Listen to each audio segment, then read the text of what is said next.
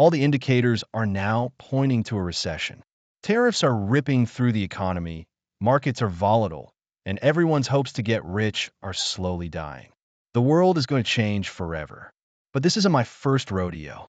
I've gone through three major recessions in 2000, 2008, and 2020, and I was able to build wealth despite the whole market slowing down. I don't want you to be left behind. I'm going to share the 5 simple steps that I'm personally following to take advantage of this window of opportunity and how you can use these same steps to get rich in this recession, even if you're starting at zero. Step number 1, run your numbers. Don't stare at the light coming straight at you and get hit by the train. Most people would rather stick their head in the freaking sand and pretend like the rest of the world isn't getting crazy. A key principle is to control the controllables.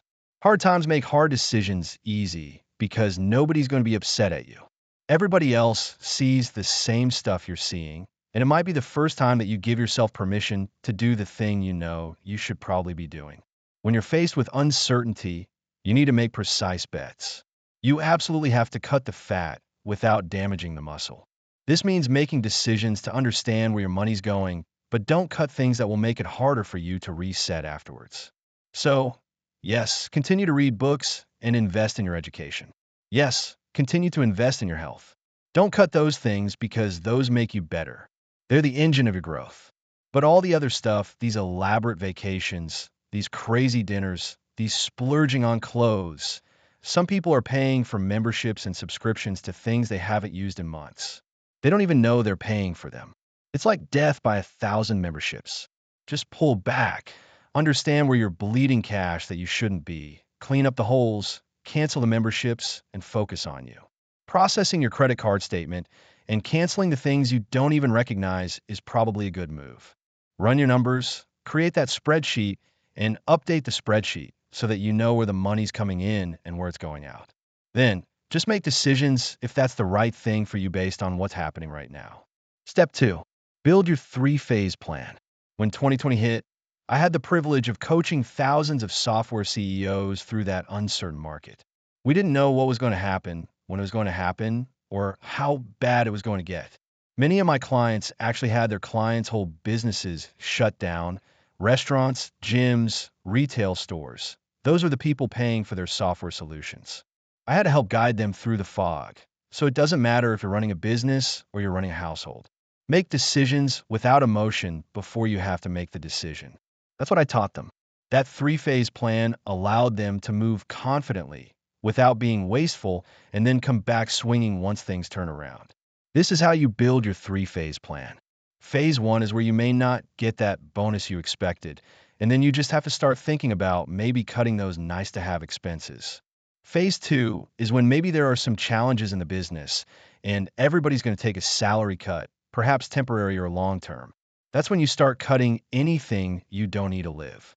Phase 3 is you lose your job. At that point, I call it the ripcord method. That's where we have to decide without delaying what we're going to do in that moment. It might not be pretty. It might mean moving in with your parents or some other tough decisions, but you have to make the decision. The key is to make the phase plan so that you can make the decision without emotion. Because in the moment, you might decide to hold on, and that's going to create a lot more pain when you just have to acknowledge what it is and have already made the decision about the steps to take. For example, my brother and I made an agreement a long time ago that if one of us goes bankrupt and has no more money, we're allowed to sleep at the other person's house. That decision allows both of us to absolutely push as hard as we can because we know, worst case, our kids get to hang out with their cousins. We get to fully reset to build. It'll take probably 6 months to get back where we were, and from that, we get to learn the lesson and move forward. The best part about this is it allows us to build without fear. Step 3, monetize your assets. Recessions don't kill businesses. Ignoring untapped value does. You really only have 2 things: your time and your resources. I'm talking about looking at all the things you own and asking how you can make them make you money. You might decide to move in with your parents and rent out your house. You might decide to put one of your extra cars on Turo. It's your call what level of cutting or resourcefulness you employ. I met a guy the other day who's a mortgage broker and he was driving Uber. He had no problem saying, "Hey, things are slow right now. I'm driving Uber. It helps me have a little extra money. so we can pay for our vacation to go visit the family once a year.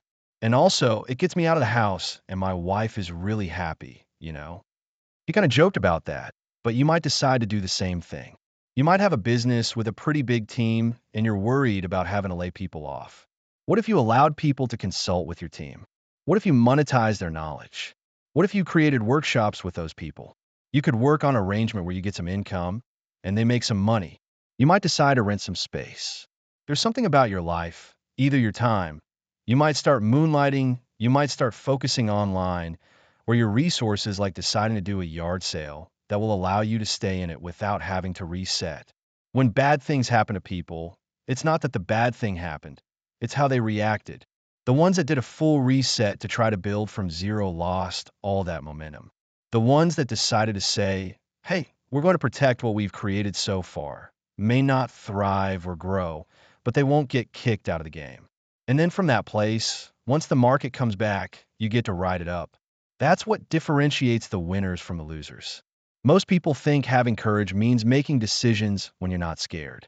The truth is, courage requires you to be scared to make a decision either way. Step 4. Sharpen your axe.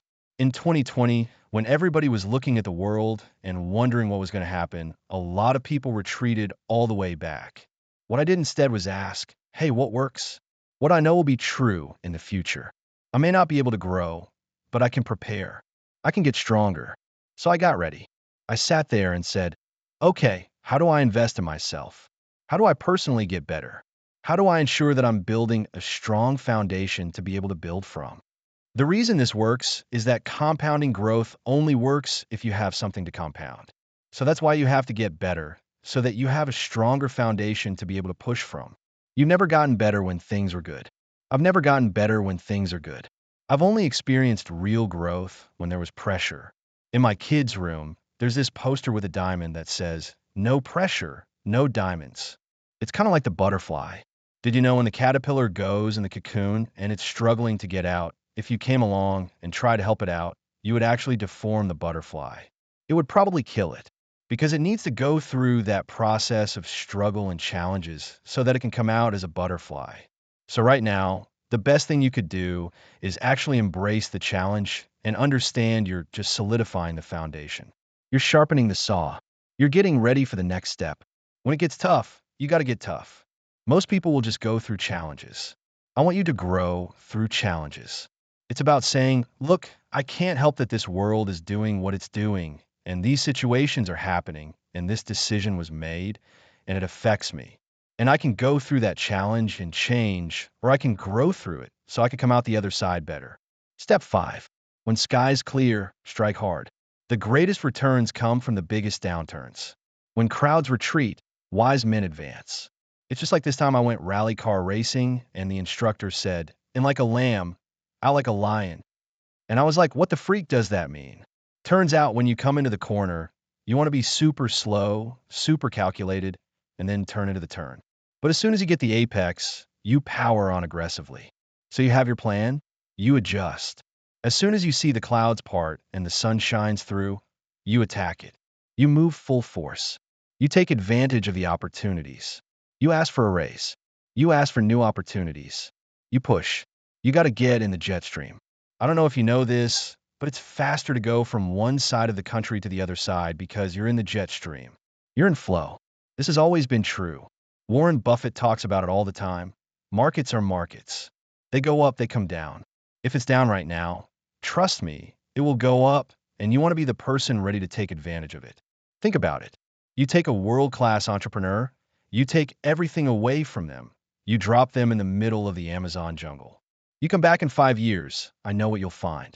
You'll literally find a person with a team, and they built this whole temple, and the whole thing's going.